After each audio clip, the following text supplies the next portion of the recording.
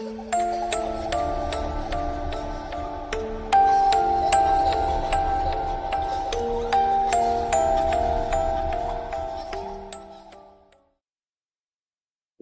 to the Ghostly Gallery podcast, a place where we explore the world of horror and mystery in film, television, books, and popular culture.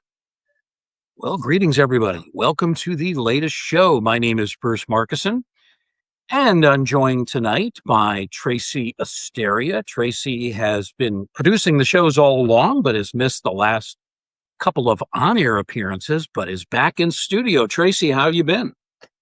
Doing really good, Bruce.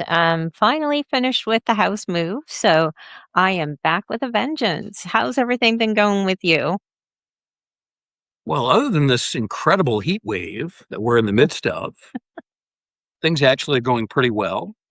Great. We complain about the heat, but it's certainly better than what we were experiencing 6 months ago when it was freezing, and I know it was even worse where you are.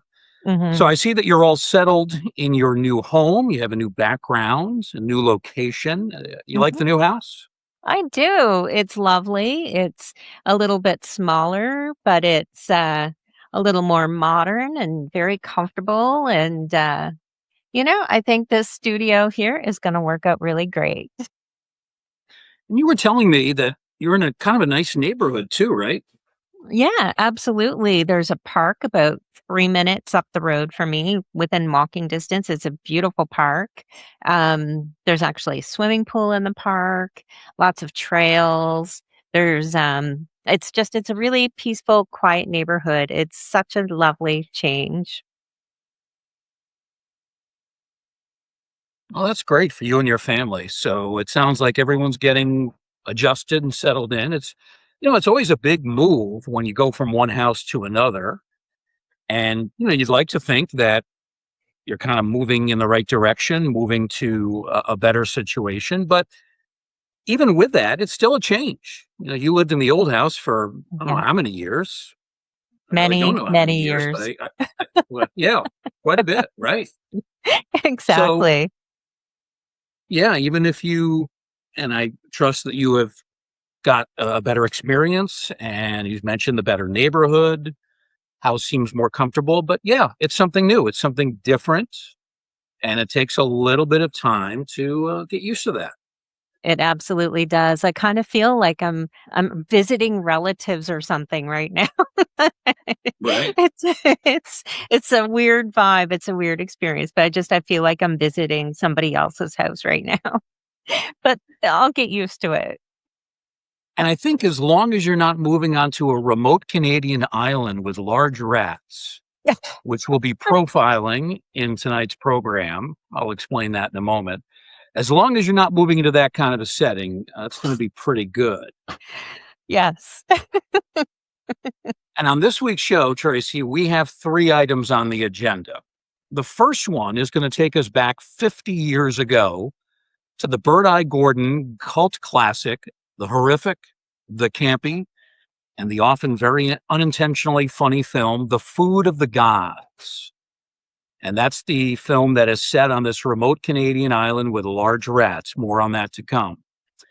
And then after that discussion, we're going to air a couple of interviews that I had a chance to do at the recent Monster Bash in Cranberry Township, PA. We're going to hear from the man who calls himself the son of Lurch, Sean Cassidy.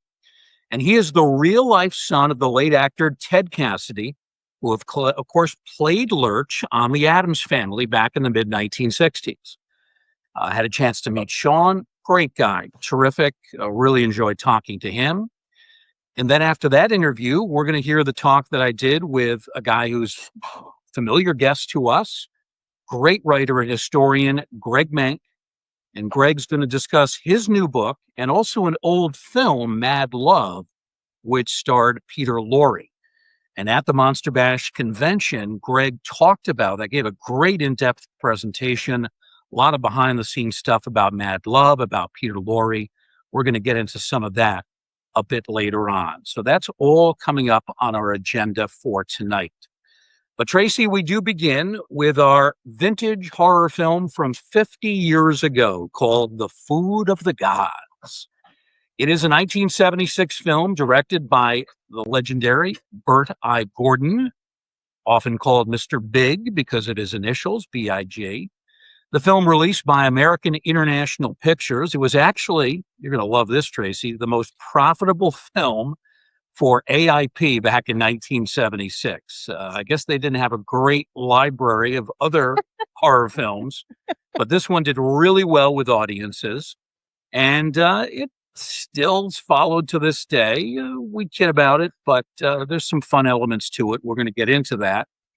And it was really part of an eco-horror craze that hit Hollywood during the 1970s, along with some other films like Frogs, The Ridiculous Night of the Lepus, Empire of the Ants. That 50th anniversary for that one is coming up in next year, 2027.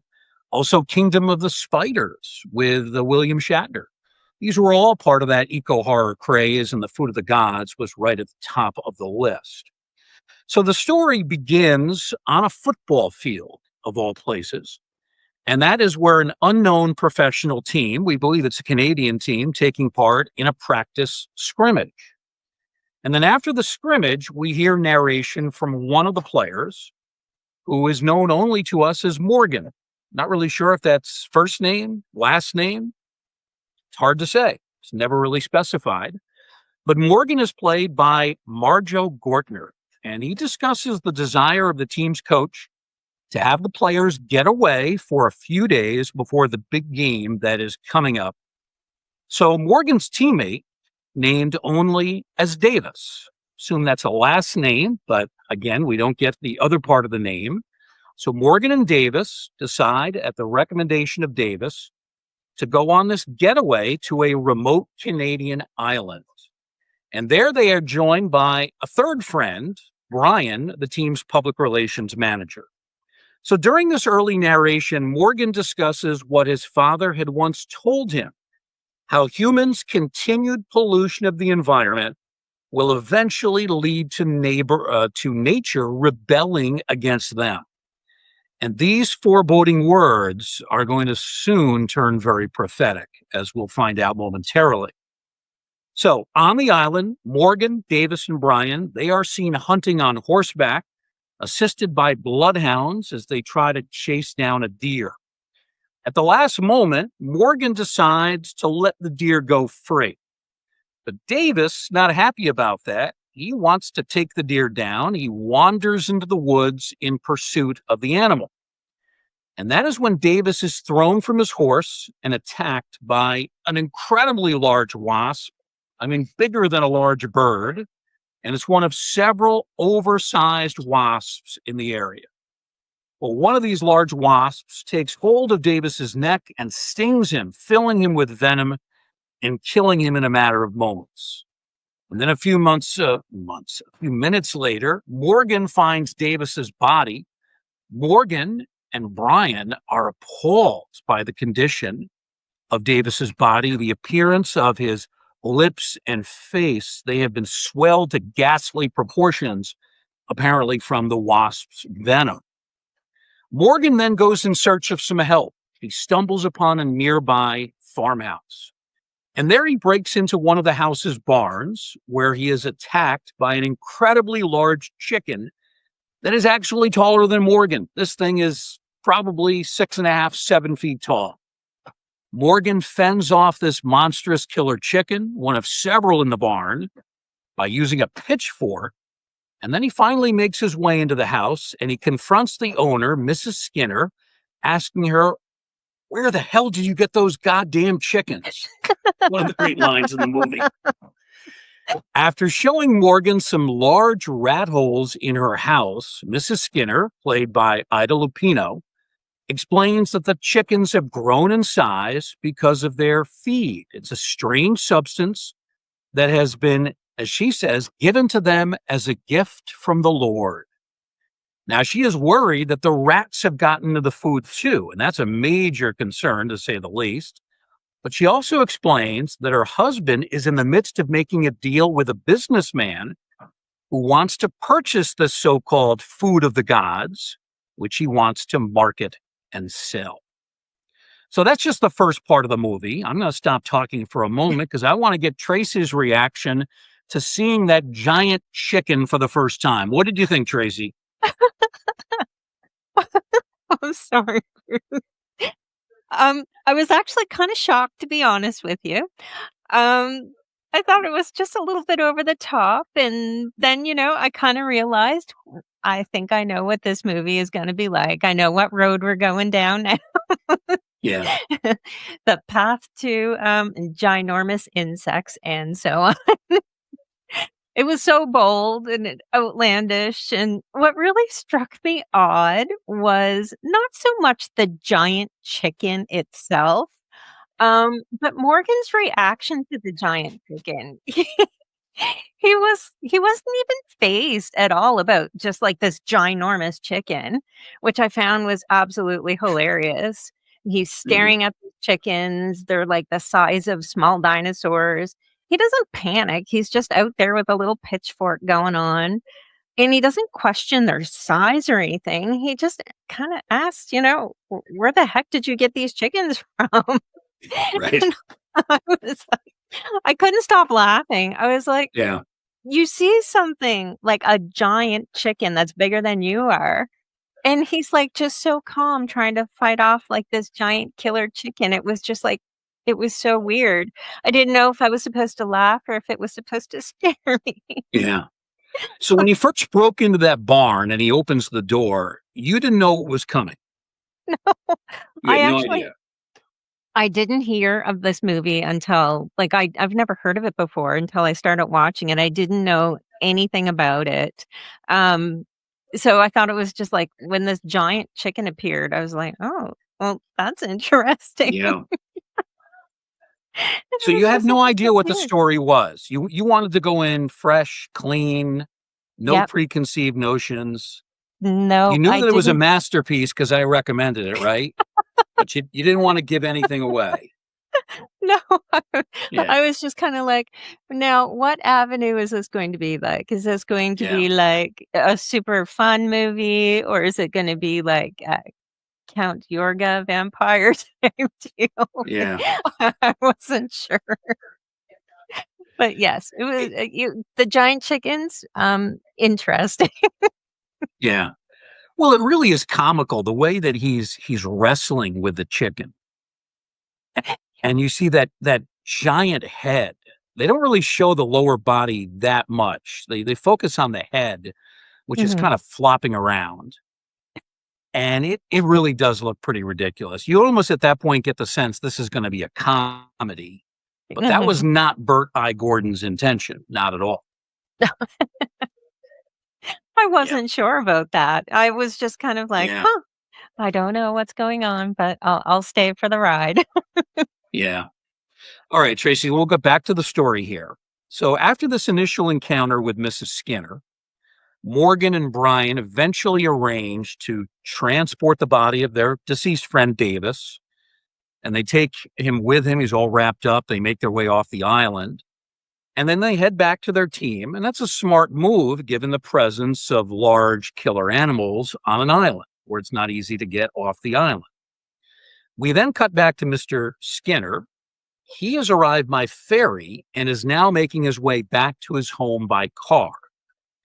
In the meantime, Mrs. Skinner is bit by some large, and I mean really hideous worms.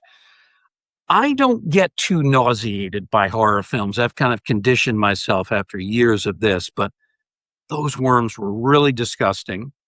She's Mhm. bitten on the arm. She has to bandage her arm up. Who knows what kind of infection this might bring? Well, then after that happens, we go right back to Mr. Skinner. He is caught in a terrible rainstorm.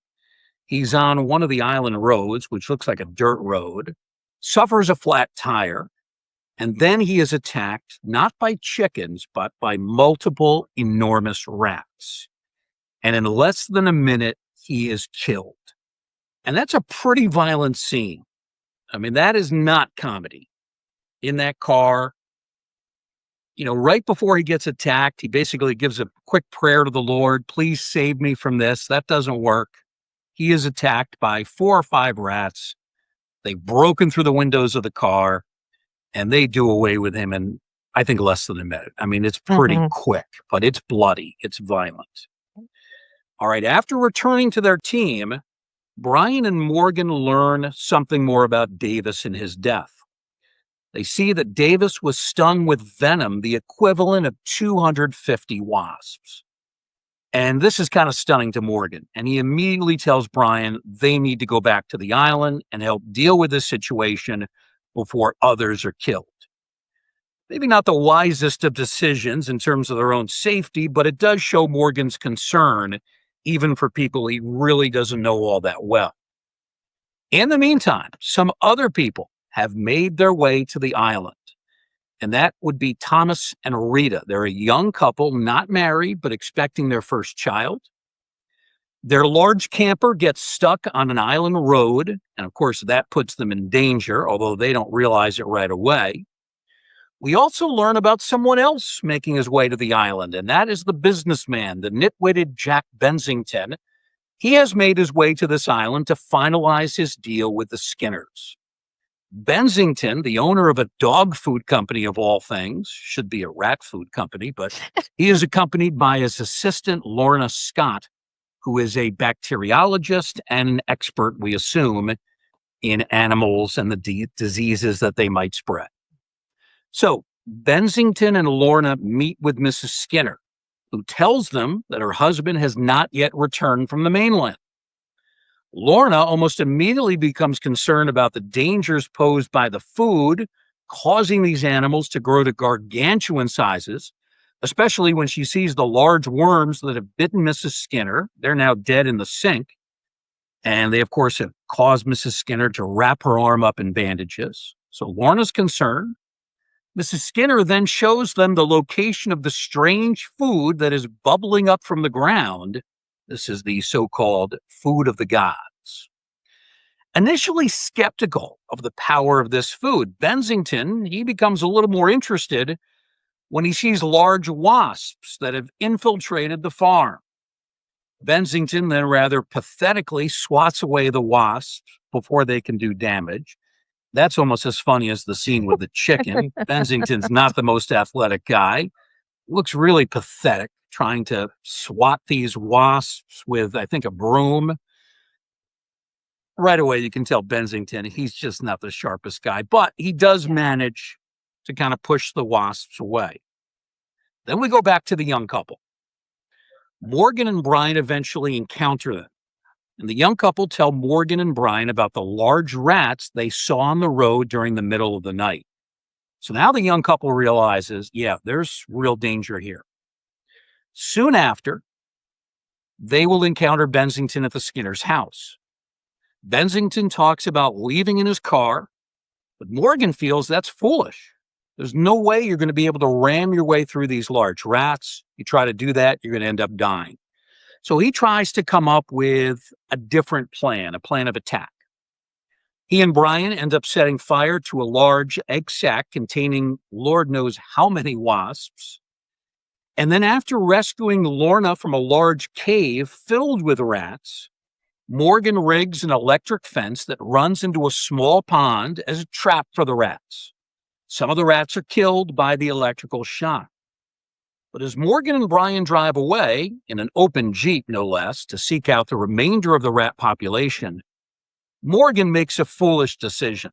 I mean, this is where he's acting a little bit like Bensington. He makes the mistake of leaving the vehicle, and as soon as he does that, he is attacked by one of the rats. In the meantime, multiple rats, maybe a half a dozen, attack Brian in the vehicle, inflicting him with catastrophic bites, and despite heroic efforts from Morgan, Brian is killed within a matter of minutes.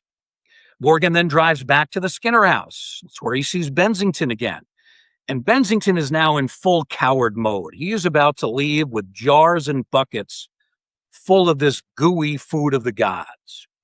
Morgan takes some of the jars, dumps them on the ground. He just wants to get rid of them.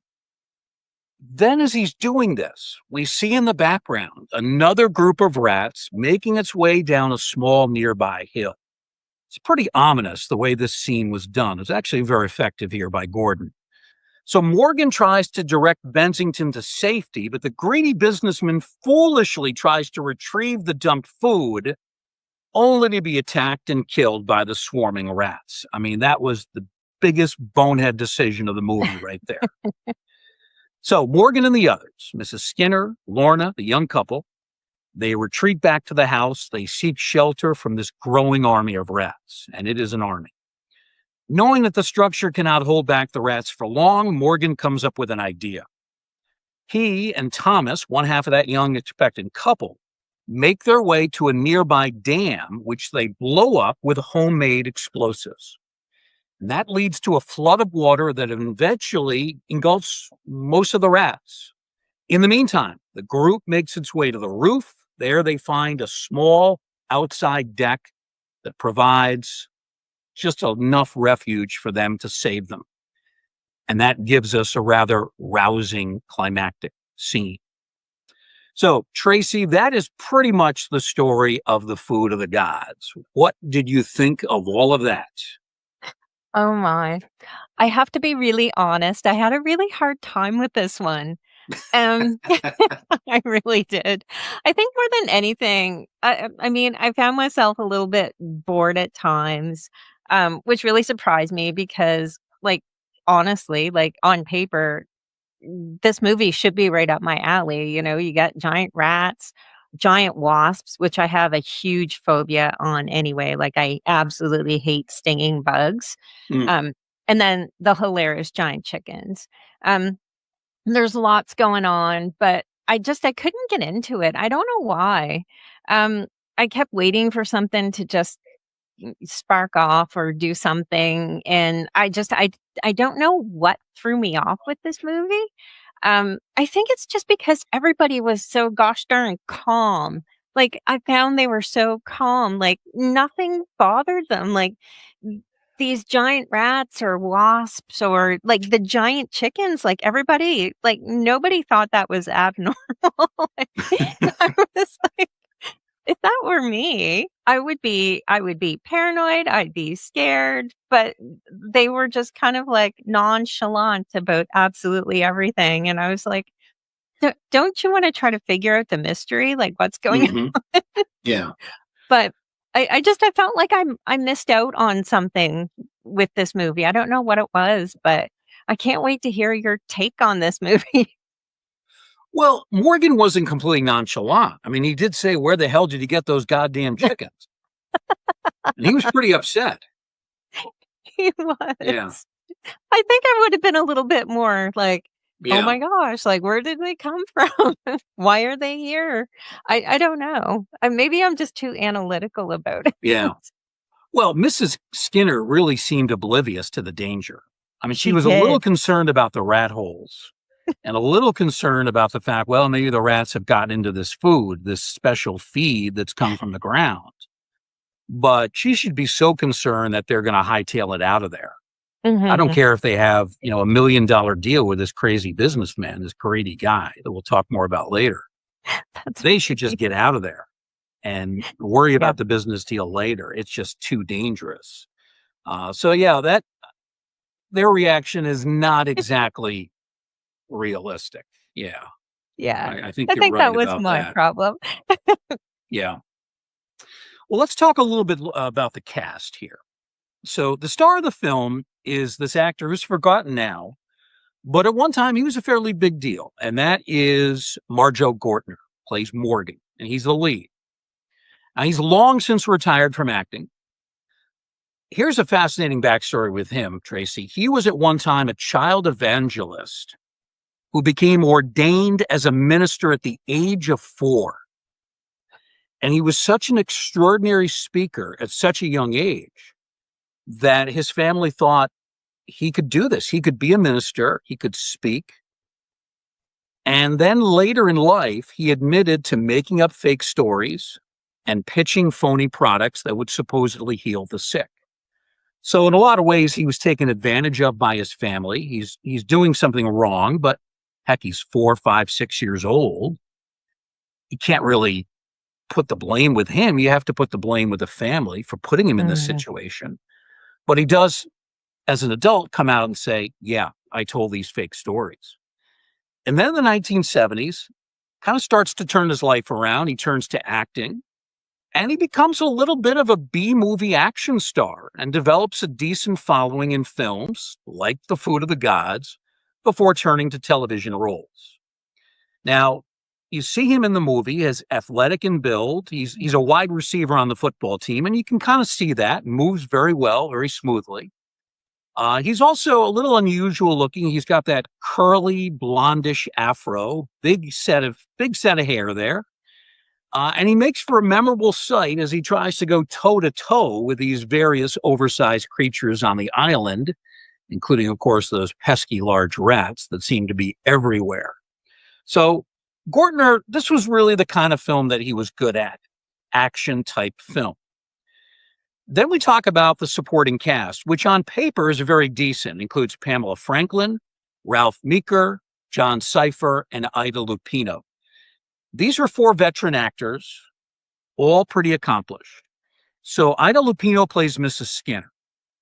She was a very respected actress and at one time a director. She made a number of films back in the 1950s.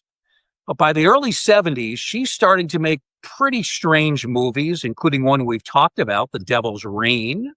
She plays the mother to William Shatner's character in that film. And then she plays this oblivious, out-of-touch Mrs. Skinner. I don't know if Ida Lupino was maybe desperate for money, wanted to keep her career going with roles in odd films like this. But yeah, this is kind of a weird career turn for her. Yeah. Then we have John Cypher, and he plays Brian, and he's quite good as the sidekick to Morgan, the lead. Now, John Cypher is best known for his recurring role on Hill Street Blues. He played the chief of police, Fletcher Daniels, and he's often getting into conflict with the policeman underneath him. Wasn't a regular every episode type thing, but I think he appeared, I want to say 60 or 70 times in the series. So he's a recurring actor, recurring role, and really a very capable and underrated actor, often played kind of villainous or questionable characters.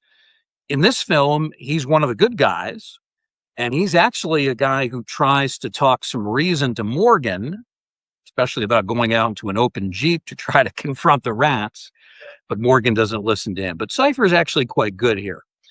Then we have Pamela Franklin, veteran of horror films. I'm sure a lot of our listeners and viewers have seen her in earlier movies like The Innocents. She was a child actress when that came out.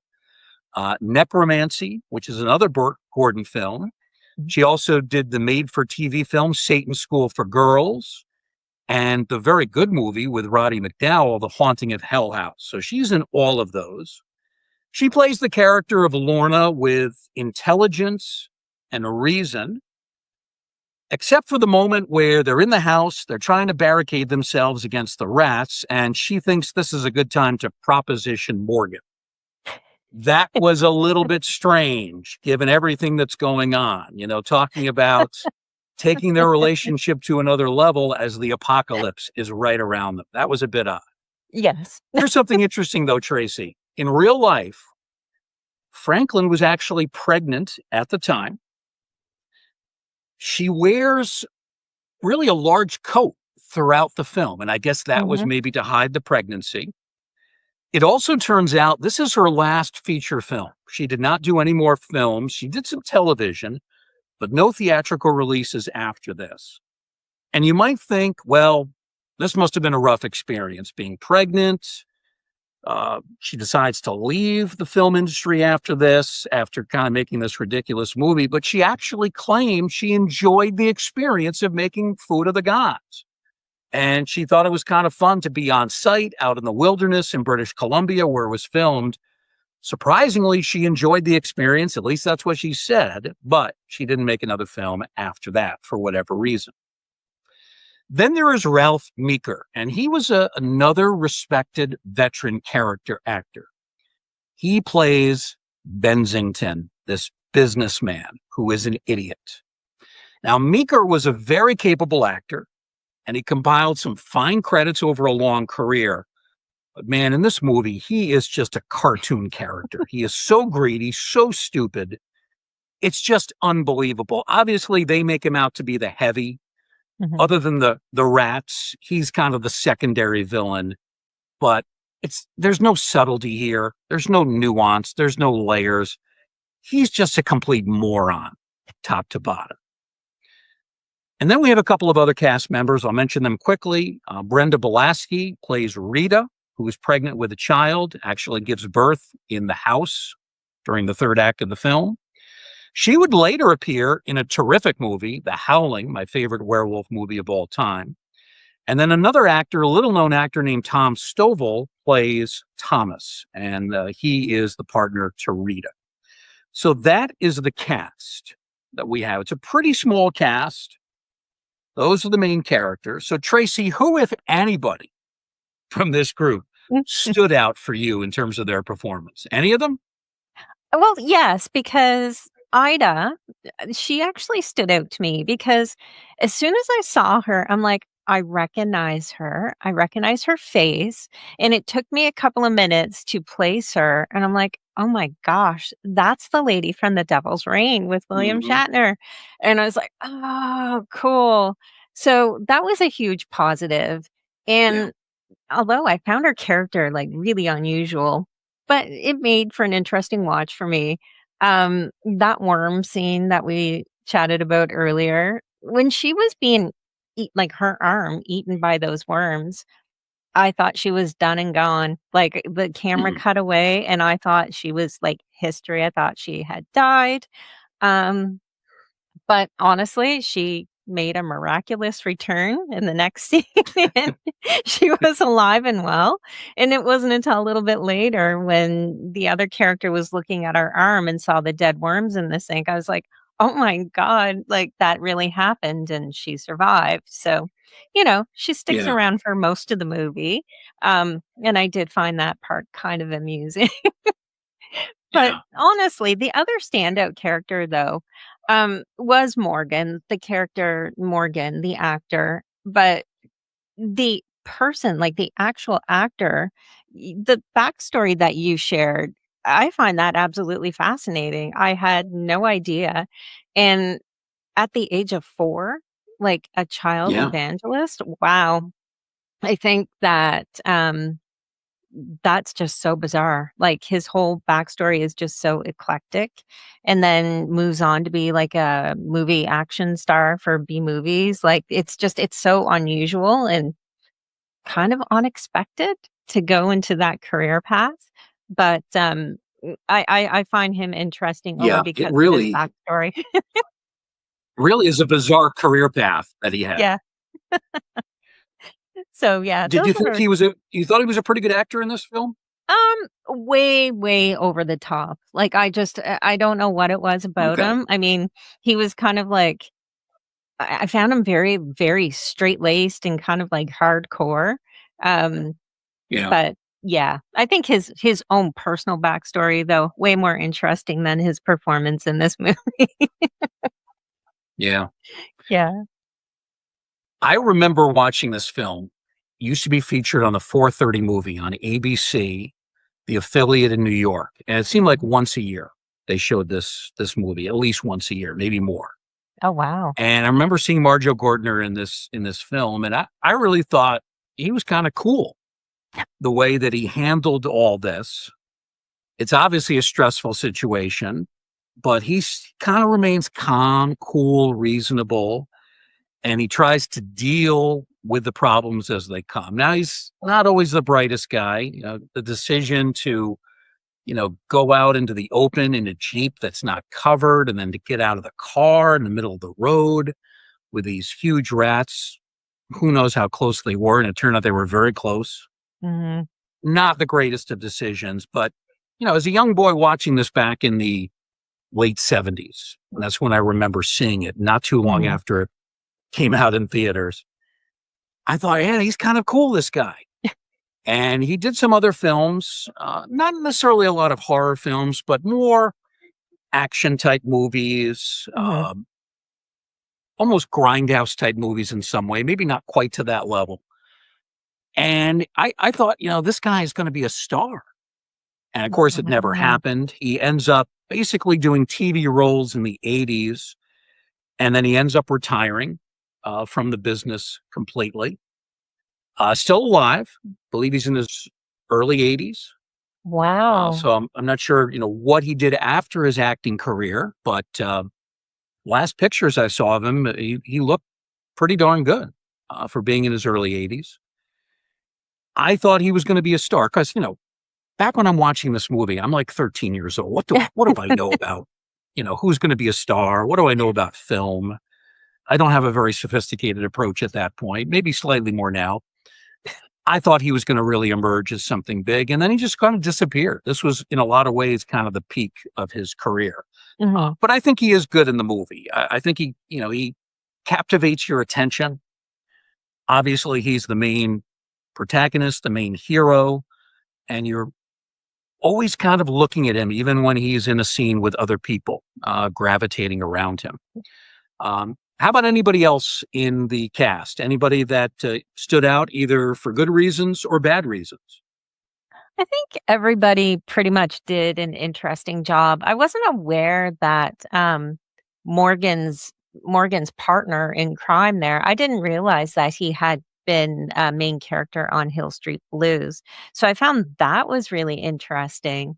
And, yeah, no, I really think everybody did like a half decent job, especially just kind of like given the situation that they were presented with. So I think, you Yeah. know, pretty good. Nobody did terrible, quite honestly. I mean, it wasn't a terrible job by any means. I think they all pretty much did a great job. I think you have to realize too, they were not given a great script to work with. Burt No. Garden wrote the script, and it seemed like maybe he didn't put all that much time into it because there are some lines that are just ridiculous, that just don't seem to fit. Some of the reactions that the characters give us in terms of what they have to say, it's not a great script. And these actors, even though fairly accomplished, many of them were, Mhm. there's only so much you can do. When you have a bad script, subpar script, you're not going to make it a masterpiece. But I think they're certainly competent in this film. Yes. So as we look at this movie, obviously this is not high art. It is undermined by that subpar script. It is undermined by so-so special effects. The rat effects are quite good. The wasps and the chicken, though, obviously are fake. And there's also that initial rush of flood water. That's obviously an image that's been superimposed onto the screen. That is very fake looking as well. One thing, though, Tracy, I couldn't really pin down here was exactly how Gordon was able to execute the effects of the oversized animals, because Mhm. depending on the sources you read online, some say that he actually used footage with rats out in the wilderness and then somehow spliced them into scenes with the actors themselves, which would have been a pretty neat trick to accomplish back in the 1970s. But Mhm. then other sources say that no, he was using uh, mechanized animals, especially the heads of the rats and the chicken. So Wow. I'm not exactly sure how he pulled this off. Now, there are some scenes where you can tell when you see the rats swarming at the Mhm. house, you can tell it's a miniature house that's been set up, and the Right. rats are just regular rats that, by comparison, seem a lot larger.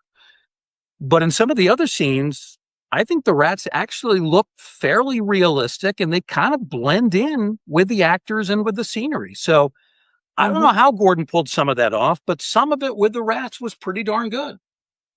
I have to agree. Of all of it, I thought the rats were the most realistic, and I was trying to figure out, like I figured that they were using, like, miniature scenery for, like, with the rats kind of, like, swarming the house and the trailer and all of that stuff, but I was like in other scenes, it was like, "Oh my gosh, they look real, they look real," and I was trying to figure out, like, how the heck he would have done something like that, and I was gonna do a little bit of research before we recorded this, but I kind of ran out of time to kind of see if there was anything I could find out about like the shooting capabilities. Just it was weird, and like Yeah. the rats look so real. Definitely not the chickens, not the Right. chickens, Yeah. and the wasps were like totally so phony. But again, I have a huge paranoia about wasps and stinging bugs, so those were real enough for me, quite honestly. What'd you think about the wildlife scenery? It's from British Columbia. I think you were mentioning to me that it was somewhat familiar to you. Yeah, so at first, like, I wasn't sure if it was filmed in BC or Nova Scotia, because the scenery kinda looked like it could be on either coast, but it wasn't until we started seeing, like, the really large trees, I'm like, "That's definitely gotta be British Columbia." But absolutely beautiful, stunning. I've been to BC once before, and, it's gorgeous, minus the large creatures. Which could be real, you just never know, right? Oh, yeah. That's right. You'll think twice about going on vacation there. All right, Exactly. Tracy, let's get your thoughts. What's your rating for this monstrosity of a film? Well, I do feel a little bit bad about rating this one kinda low, but, I only gave it about a 1.5 stars.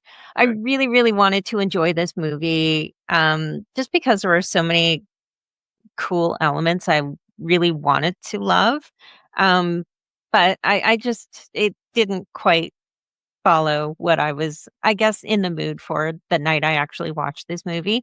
But there is a lot of nostalgia to this and the cult appeal surrounding it. And I get why people enjoy this movie. It brings back a lot of memories from back in the day when they would have seen this on the big screen or even the little screen. And I feel like I'm kind of missing out on something by not kind of being there at the time that this was actually released, but, I think I'm looking at it through, like, modern eyes, which is really weird because I do enjoy a lot of, like, older horror films. This just Yeah. unfortunately, it wasn't one of them. Could have been the wasps, though, Bruce, because I don't like stinging bugs, right? Mm, yeah. Yeah. So you don't like Yeah. any better than Count Yorga Vampire, 1.5 stars. I am so sorry. That's all right. We want you to be honest, right? This is Absolutely. just like just one of those movies. I don't know what it was, but, I think it's probably, maybe the same feelings you had towards the movie The Lodge when we looked at that one.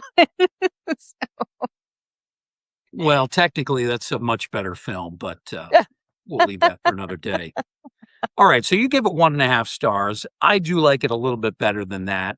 Obviously, Food of the Gods is very clunky at times, somewhat uneven in its acting. We talked about how Ralph Meeker's character was really a cartoon figure, whereas I thought Marjo Gortner was quite good. John Cypher was very good as well. This is also a film that lacked the creativity of other Gordon films like Empire of the Ants, which came out 1 year later in 1977. And I actually think Empire of the Ants is a pretty good movie and much better than Food of the Gods. But this one requires a major suspension of belief. You have to go into the film with that attitude if you're going to like it even a little bit. And if you're willing to do that and you're in the mood for some eco horror fun, full of action and cheesiness, you'll find some value here, as I certainly did. And for me, it does bring back the fond memories of that 4:30 movie, which aired on the ABC affiliate in New York back in the 1970s. Used to watch that regularly. They often had full weeks of horror movies or full weeks of giant monsters, like Food of the Gods, like Empire of the Ants. And this one was frequently on the 4:30 film. So we as teenagers loved it. We got a blast out of this. We were not great film critics back then, but as kids, this really appealed to us. Ultimately, for me, it's a fun movie. It's got a few moments of terror mixed in with some unintended comedy, especially when Morgan wrestles the giant chicken. It also features that wonderful eye-catching conclusion, which we really haven't talked about, is Mhm. the few fortunate survivors. They're seeking refuge on the house that's overrun with the giant rats, surrounded by floodwaters. I thought that was really filmed in a nice way. I thought Gordon did a very good job with that scene. It's not the final scene in the movie, but really it's the climactic scene, and it's the one that really sticks with your memory. So this release from American International Pictures, it's a guilty pleasure. I probably give it too much credit, but I go 2.5 stars for The Food of the Gods from 50 years ago. All right, Tracy, we will take a short break. When we come back, we're going to play back 2 interviews that I did during the recent Monster Bash conference in Cranberry Township, PA. One interview is with Sean Cassidy, the son of the late actor Ted Cassidy, and the other is with our friend, author, and historian Gregory Mank. We'll be back with those interviews in a moment. Stay with us as you're listening to the Ghostly Gallery podcast. Welcome back to the Ghostly Gallery podcast. Back in mid-June, I had the chance to attend the annual Monster Bash conference in Pennsylvania. As always, had a good time. Met up with some friends there and talked horror with a lot of different people. And I had a chance to interview a couple of notable guests. First up, conversation I had with Sean Cassidy. That's not the former actor and singer, not the star of the Hardy Boys. This is a different Sean Cassidy, spelled S-E-A-N, Sean Cassidy. And he is the son of Ted Cassidy, who famously played the character of Lurch on the Addams Family. I talked to Sean about his father's underrated acting skills, what it was like to be on the set of the Addams Family, and also his friendships with the 2 child stars of the show, Lisa Loring and Ken Weatherwax. I never had the pleasure or privilege of meeting Ted Cassidy, a fine character actor back in the 60s and 70s, but I feel like I know him a lot better after listening to the man that we're going to be talking to, and that is Sean Cassidy, the son of the late Ted Cassidy. Sean bills himself as son of Lurch. Of course, that's what we remember Ted Cassidy for most, but he also appeared, in addition to the Addams Family work, he had guest roles on many TV shows, Star Trek, $6 Million Man, narrated The Incredible Hulk, The Introduction, and also appeared in one of the great films of all time, Butch Cassidy and the Sundance Kid. Sean, it's been a great pleasure listening to you at several presentations and talking to you one-on-one. I'm curious about the personality of your father, what you can remember about him. You were still, relatively young when he passed on, but you did have a chance to know him for quite a few years. And yeah, Bruce. Thank you, Bruce, for having me. We were best friends. My dad and I got along famously. We did everything together. He didn't like appearing in public so much because people would be all over him. So we would occasionally go down at like 11 p.m. in pitch black and go to an asphalt basketball area and shoot baskets. And he would teach me things. And I think I mentioned we had these late night talks all the time. He was a wonderful dad, a wonderful friend to people. He was great. His life, though, was a bit tough because he was hard on himself. He was very successful in Hollywood, but he wanted to be working as a serious actor, which he considered more like Shakespeare or Cyrano de Bergerac or something. And instead, he was doing this, this funny, stiff butler guy that, didn't garner much respect from him, except that he did well. And as we all know, people have come to love it. So it was a little tough for him getting comfortable in his own shoes, to be honest. Started when he was a kid, when he was so tall compared to his peers, where that wasn't true with me. I grew up in L.A. I played basketball. I had a lot of tall friends, hip people in L.A. So he felt he was challenged in that way, trying to accept himself, to be honest, kind of constantly proving to himself that he was worthy. And, I think that lasted his entire life. You often hear of fathers and sons, especially when the sons are young, they don't communicate all that well. But it sounds like he was able to reach a chord with you, reach some kind of a common point. Sounds like a supportive dad. Absolutely, in every way. For instance, there was a woman who asked a question in the Q&A just now, what are your best favorite memories? It was hard to come up with them, but here's another one. Again, at night, usually when my sister and my mother went to bed, we would do these fun things together. One thing we did frequently was sit on the couch, bring down a huge dictionary, close our eyes, turn to a page, throw down our finger, and discuss that word in detail. We would talk the history, the pronunciation, of the different meanings. Just language was his thing. He was a good writer. He was a captain of his debate team in college. Communication, and again, pushing back against that kind of stupid, oafish, tall, stereotype thing. So, being intellectual wasn't hard for him, but he also wanted to show it. And I enjoyed following in his footsteps in that. You've talked here quite a bit about his frustrations with the limited role, not much opportunity to speak. Yeah. He had the talent to do so much more. I had mentioned to you last night that I saw an interview that he did years ago. It's on YouTube now. I forget who the interviewer was, but he was out of makeup. He was a good-looking guy. He had this wonderful voice. No wonder he was asked to do so many voiceover roles and performances. He was exceptionally good at that. And I have little doubt that if he had had an opportunity to play more significant, maybe leading roles at times, that he would have done very well. He had an incredible amount of talent. Absolutely. I think I know the interview you're talking about. He was asked, what role are you most proud of? And his answer was none. Is that the one you're talking about? It could have been. I remember he had a mustache. Very prominent. Right. And his hair was very different than what you would have seen on TV. I think it's probably the same one. Yep. That was our house in Rustic Canyon. Yes. That was right there in the living room. I remember exactly when that happened, when that interview happened. Yeah. Did he realize how beloved his character was? No, that's the one thing I keep coming back to. So, for instance, there's some members of my family who even question this Son of Lurch thing because they said, Dad didn't like the Lurch role. I'm not sure he'd like what you're doing.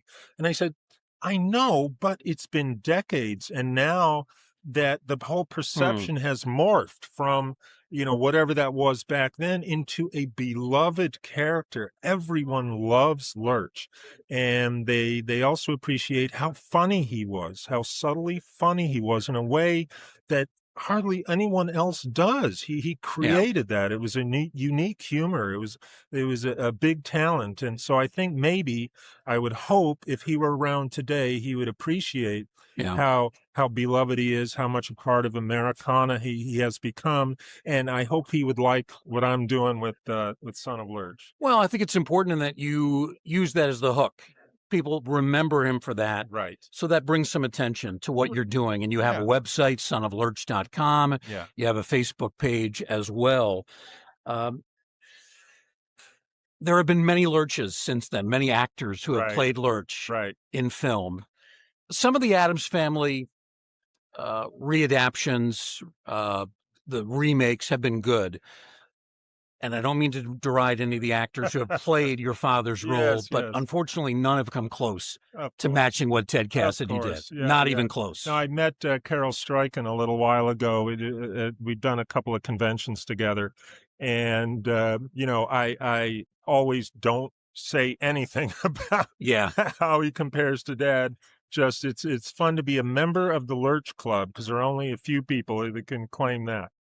So you were on the set. That was something he encouraged? Oh, yeah. I went there many times. It was really fun. Really fun. They got along so well. It was just fun to watch that, to be a part of it. I was friends with Lisa and Ken.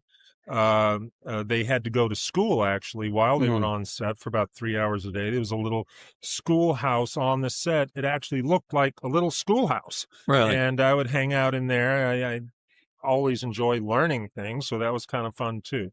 You got along very well with both. I did. Lisa was a little younger, and she and my sister, who was younger, played together. Ken and I were buddies, and when he wasn't working, sometimes we would skateboard around the studio lot. Yeah. So in those days, there was security at the street, but once you got into the lot, there wasn't much. Right. And I remember Ken and I would sometimes visit other sound stages, and the door was unlocked. Nobody's in there. The props are out. Unbelievable. You would think about that today. But what is consistent was that Ken and I didn't mess with anything. And so that was part of the feeling then, that you didn't need security and people didn't test it. Right. It was very, very fun. I met Lisa Loring at a Scaricon convention in upstate New York several years ago. She was full of vitality and energy, and I was really shocked to hear that she had passed away a couple of years ago. Of course, they're both gone now at young ages. Right. Yeah. What about Jackie Coogan? He was my favorite character, along with your father. He portrayed Uncle Fester in this ridiculous manner with a light bulb and that cloak that he wore. Get to know him at all? Yeah, I did. The Uncle Fester was kind of a second coming for him. He was a very famous child actor, and it was tough for him to get work after that. And this was his biggest role after that. He was the oldest member of the cast. And one thing that was interesting is often he would go find some corner of the studio and take a nap. And they would have, it was a funny thing. It was kind of a joke, where's Jackie? And they'd have to run around and find him and wake him up and get him going. There must have been a sight with that ridiculous cloak taking a nap. That must have been fun to watch. Yeah, it was. After the series, Dad and Jackie did a national tour together. Really? Of just entertainment. Back up, people just entertained. Yeah. Like they sang, they literally danced. I found a video at some state fair where they're on a stage doing like a real balletic kind of dance. They did scenes and they just entertained. So they did that for months. That was pretty cool. I never saw that. I never was on the road with them, but I know he enjoyed that because it was real entertainment, a little different than portraying Lurch, even though he was dressed as Lurch for that tour. I just learned a few moments ago during your presentation that your father and John Astin were really close friends. Really, really close friends, and they were, and we got together a lot. And John was just an angel when Dad passed, and really reached out to us and got people together for his memorial service. And then later we got together at his and his wife, Patty Duke's house, and had a meal, and was just wonderfully supportive. What a wonderful guy. You mentioned you've been trying to get in touch with him. You want to reconnect, and so far haven't been able to do so, but hopefully somebody will hear this. Yeah, John, if you hear it, I would love to talk to you, man. Love you. He, of course, is the lone surviving member of that regular cast. It's odd that, he was the father and he's still with us and the two children are not. Yeah. I'm also curious, being on set, that set for that house was so elaborate. Tell us about that. What was that like? It was the best set in TV history. One of the pictures I sell, the Son of Lurch area, is a picture of Dad standing next to the suit of armor. You might remember was in the living room. What I love about that, it's a suit of armor with a conquistador still inside of it. Wow. And all those crazy things, the leg coming out of the marlin and all that. Yeah. So even though I was aware of TV and how it worked, because Dad did a little bit of TV in Dallas when he was a DJ, still, when I first got to that set, even I was hoodwinked, because I went up that center staircase and made a right and went up there and opened the door expecting to see some beautiful Gothic bedroom or something. And of course there was nothing. And then I just kind of shook my head. Oh yeah, that's right. Make believe. Right. That's what this is. Yeah. That living room shooting in black and white was interesting. So the colors of things had to work in black and white. That living room had a lot of pink. Pink somehow works with black and white. Interesting. And some light green. So the colors were weird, in person in color. But yeah, that was a really fun living room and a great set. For those not aware, you did not go into acting. That was something your father discouraged. perhaps based on the way he had been pigeonholed. Yeah. And Well, you mentioned it's a difficult vocation too. It's difficult. He would have let me do whatever I wanted. And, and I was given some great opportunities to do most anything I wanted. And, I have dabbled in the entertainment industry, done some acting, some puppetry, some writing. I think almost everyone in LA has some brush with the entertainment industry. Yeah. But I came to the conclusion watching Dad, like I said, by the phone, waiting for the next job. He was a successful actor. He didn't have to do anything else like so many other actors in LA. But at the same time, there were times when he wanted to be working and have a paycheck and then waiting for that phone to ring. And I thought, that looks stressful. And it was stressful for Dad. So I, went into a vocation where the paycheck was reliable. Became a very successful lawyer, mostly retired, although you mentioned that there may be There's one client that you I still gotta tie have. the bow on. That's right. And then I'm done. So you've had a more regular paycheck and quote unquote more normal lifestyle, but you've done very well. You also mentioned your second wedding anniversary is coming up, so congratulations on that. Thank you very much. For those that want to learn more about what it is you're doing, promoting your father's legacy, what are the best ways for people to do that? I did mention the website, sonoflurch.com, but are you going to be making other public appearances too? Oh, I am. Next weekend is NostalgiaCon in Anaheim. And then CreepyCon in Ontario in July, and the end of July, of course, Lurch Fest in Philippi, West Virginia, the premier Lurch event in the world. Really fun. It's a town of 3,000 people where Dad grew up. Over 10,000 people show up for the festival. It's insane, and everything's devoted to Dad. You can eat a Lurch burger while drinking a Urang beer. It's really very fun. It's been a pleasure talking to you. Best of luck with this effort. I think it's wonderful what you're doing, and I hope we cross paths in the near future. Thank you. I do too. Thank you, Bruce. It's been a lot of fun. Our guest, son of Lurch, but he's more than that as well, just as Ted Cassidy was more than that role. Our guest has been Sean Cassidy. Stay with us. You're listening to the Ghostly Gallery podcast. Be right back after this.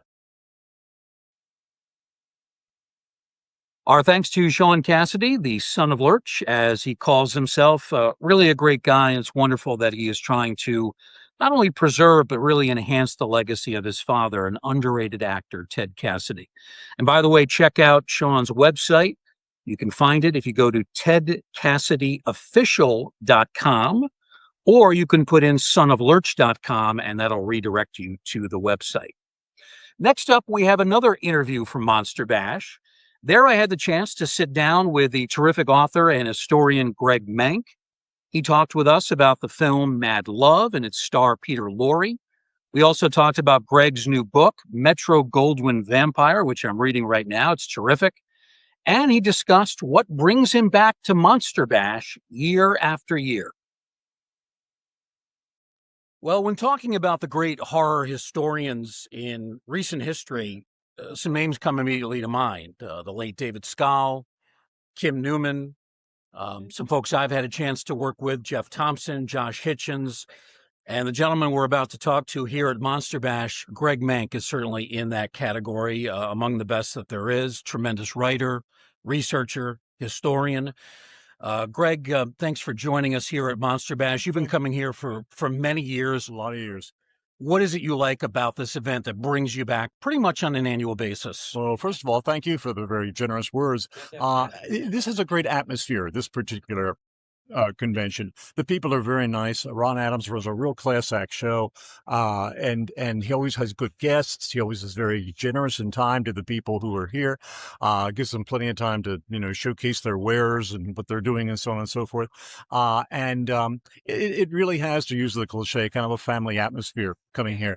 The first time I ever gave a presentation here was, it was on the movie Frankenstein Meets the Wolfman, and I only expected there might be maybe 20 or 30 people there. Mm-hmm. And there was this entire ballroom of people. And I thought, whoa, and of course they all loved the movie. They loved talking about the movie, hearing about the movie.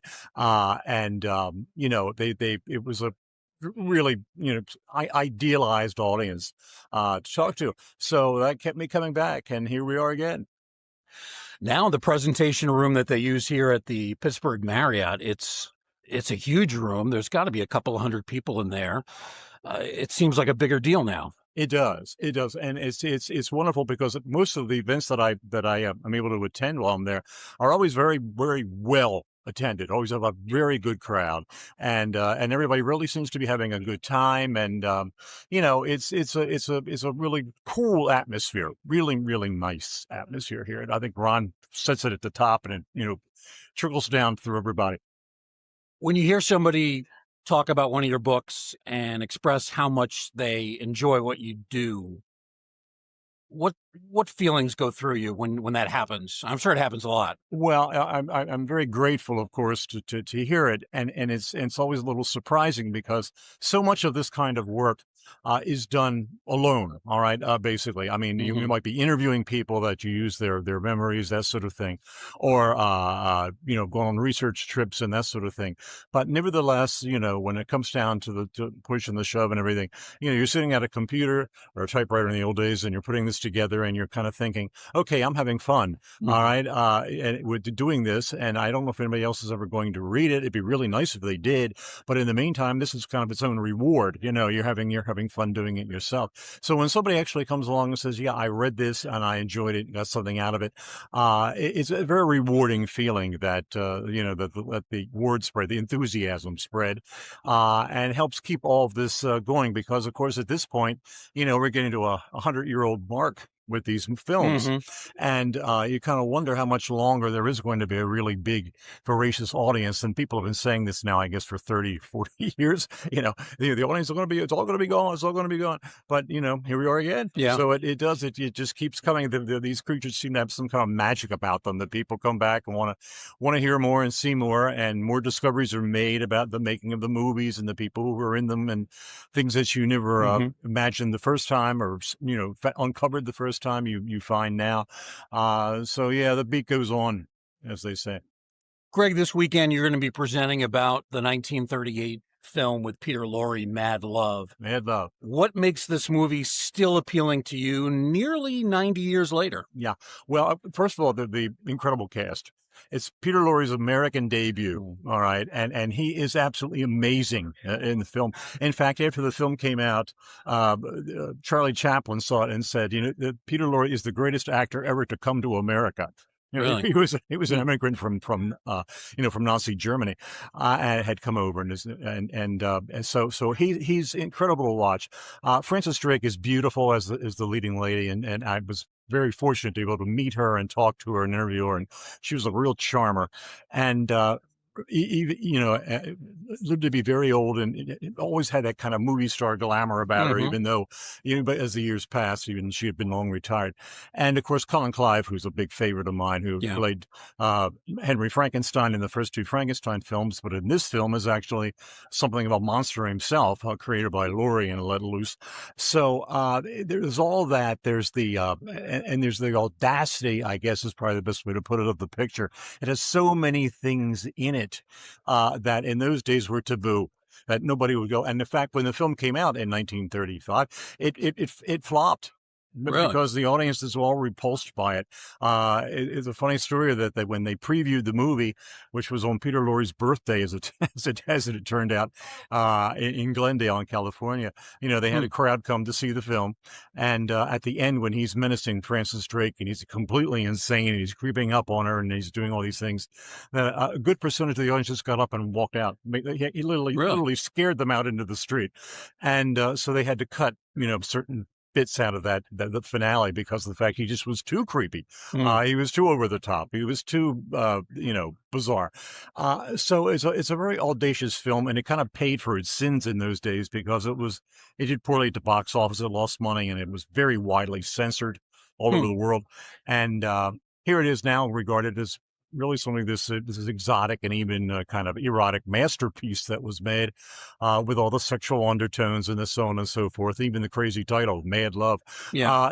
It's just a really, really crazy film. And every time you see something else that's different, plus all the inside jokes that the authors put into it based on other horror films. There are like 15 or 16 or maybe 20 of them. Every time I see them, I see another inside joke where they talking about, use a line of dialogue from another horror film or Yeah. a little bit of business or casting or something from another horror film that preceded it.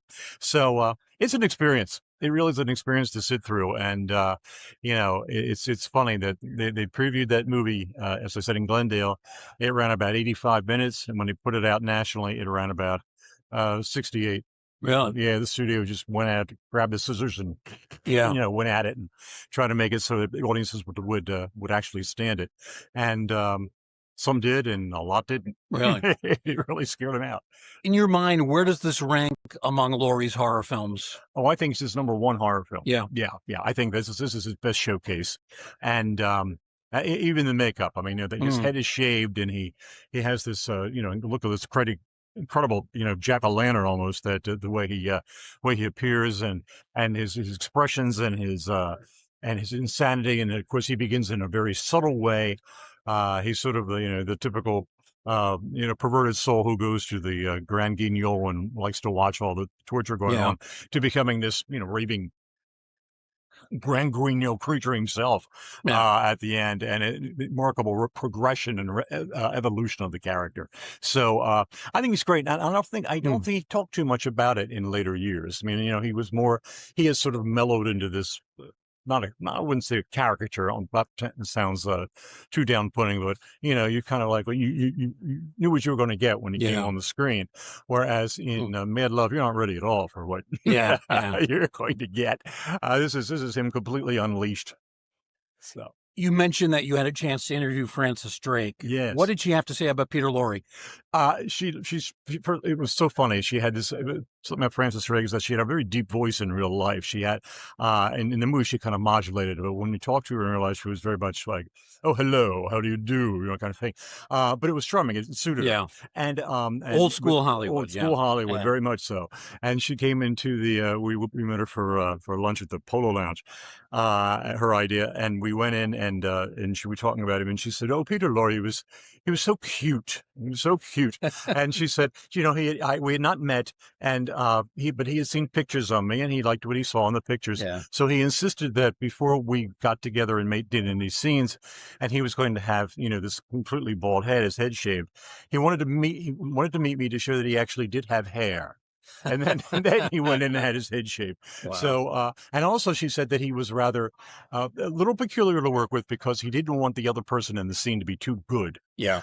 He would be able to do things and kind of throw you off. Well, if you were doing a scene and you were getting very dramatic and worked up and everything, and had all the juices going and everything in a scene with Lorre, and he looked at you, and all of a sudden, in her case, he would look at her and say, "Don't you know me? I'm your little Peter." And she'd kind of go like, "What? Wow. And then, of course, and then they'd have to cut and they start over again. Yeah, and she'd have to build it up again. And she couldn't at that time get it quite as full steam she had it before. So, he was very cautious. How to guard his own territory on screen. But she thought he was great, and she thought he was wonderful, very charming, very fun, and she had a great time working with him. Not only are you talking about the film this weekend, but you're signing copies of a brand new book that you have done. And I guess it's what we would call historical fiction. It's Metro-Goldwyn Vampire, the latest Porter-Down Hollywood mystery. And it's interesting in that you talk about the 1935 film Mark of the Vampire, and you go through a lot of the actual filming process, historically accurate. Yes. But then you add a fictional twist. Tell us about that. Exactly. If you like the film, you'll find a lot of actual, real information about the making of it and when it was made and the budgets and the salaries and the other actors in it and so on and so forth and everything. And the script evolution and Todd Browning, the director, and the stars, and with Lionel Barrymore and Bela Lugosi and Lionel Atwill and all these things, all based absolutely on actual research. But there's also this story about the fact that there is a vampire in Hollywood at the time, and they were called Moras, M-O-R-A. And the Mora was a particularly nasty vampire who particularly was interested in victimizing people of his or her own family, incestuous vampirism. All right. And there's one of those on the loose and doing all kinds of nasty things and causing all kinds of grief and misery to the production and the people in it. And it becomes Porter Down's job in the story to find this Mora and to destroy it and go back and forth and so on and so forth and up and down. And so it was a lot of fun to write. It actually, there were nights when I was working on it where it kind of scared me. So, Yeah. so Good sign. Yeah. Yeah. So I thought, well, this is possibilities. So it was a fairly long evolution to get it just the way I wanted it, but it finally perked, and the publisher managed to get it out just a few days ago, so I could bring it along. It sounds like you've written what a lot of people wanted that movie to be, because they were disappointed by the ending. That's right. When it turned out that Lugosi, Carol Borland, their characters were not actual vampires. Very disappointing. Yes. So you basically have gone back and said, okay, we'll give you real vampires. We have a real vampire. Yeah, exactly. And that's what happens. And so we have the pseudo vampires being played in the movie, Lugosi, Carol Borland, and so on, as you say. And then we have the real ones who are living over in Pasadena and doing all kinds of unspeakable things, off screen. And, a lot of, I would say not necessarily religion, but a lot of sort of theology mixed in with it. And, all this unholy subtext, that sort of thing, that was happening. And, you find out more about the character of Porter Down, about why he's as complex as he is, and certain things that happened early in his life that had sort of primed him for this particular battle. So it was fun to do, and it's like most novels. After you finish it, you think, "Gee, I wish I were just starting this. I know exactly what I want to do with it now." It took me a year and a half to try to get it from beginning to end. Now, if I knew exactly where I was going with it, I could just relax. Wouldn't go through all the angst and the torment of trying to get down on paper. But it worked out pretty fast, though, to write. It's a fictional book. Yeah. Sorry, you've got to create from whole cloth in a way. Yeah. And of course, there are days when it actually gels, and days when it won't come together at all. And then you think, oh well, maybe this is a mistake. I think all fiction writers go through that. They think they've got it, and then something happens, and they think, well, I don't think this is going to work. And the next day, you say, oh, wait a minute, now I thought of a way to make it work. And you're constantly kind of playing chess with yourself, trying to make all this come together. So, but this book I think is fun. I think that the people who are interested in the horror films of the 30s will find a lot of meat in there that they'll enjoy, and the fictional story will appeal to them as well with the real vampire. Book is published by an excellent horror publisher, Bear Manor Media. Yes, they've been putting out some great stuff, so you can go to their website. You can go to Amazon.com. You going to be doing any other appearances where people can meet you and you can sign books for them? Nothing so far this year is lined up, but I'm sure there'll be something, moving up over the hill. So we're going to keep at it, and it's fun. It stays fun. It remains fun, and it's and rewarding, and it's always great to talk with great people like you and the other people here at the convention, and to share all this with friends and folk. The book is Metro Goldwyn Vampire, a Porter Down Hollywood mystery by Gregory William Mank. We know him better as Greg Mank. Great cover, a photo of Bela Lugosi hovering above Carol Borland. And enough said about that. Yes, indeed. Greg, as always, it's been great talking to you. You too. Best of luck. I hope the book sells really well. I have my copy. Thank you for signing it. Really appreciate the time. Anytime. Thank you, Bruce. That's Greg Mank. Always a pleasure to have him on the Ghostly Gallery podcast. Stay with us. Our thanks to Greg Mank for giving us some time at the Monster Bash conference. By the way, during the interview, I did erroneously refer to Mad Love as being released in 1938. It actually did come out 3 years earlier in 1935, and that was the same year as some other classic horror films, Bride of Frankenstein, The Raven, and Werewolf of London. And Mad Love is a pretty darn good film from that year, 1935. Well, Tracy, we have done our business for this evening. We've talked about the Food of the Gods, the 50th anniversary, maybe a bit of a regret for you having to deal with that, but I just had to get that in there. Such a beloved film for me as a child. And then we had a chance to hear from both Sean Cassidy and Greg Mank, and that will do it for this week's show. Oh, that's awesome. I have one quick question before we go, Bruce. What was the highlight of Monster Bash for you? Well, getting to see Greg's presentation on Mad Love, very insightful. Apparently, it was not a very happy set.